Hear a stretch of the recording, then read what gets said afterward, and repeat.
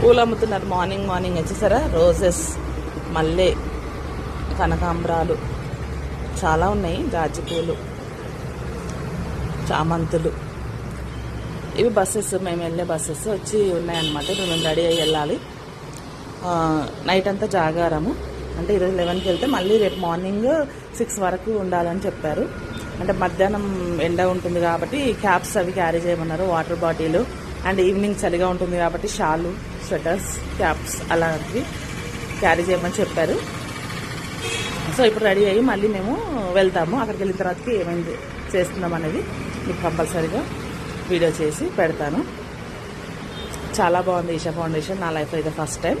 మీరు కూడా వచ్చి విజిట్ చేయండి, చాలా బాగుంది. Thank you, bye bye. అందరికీ మహాశివరాత్రి శుభాకాంక్షలు.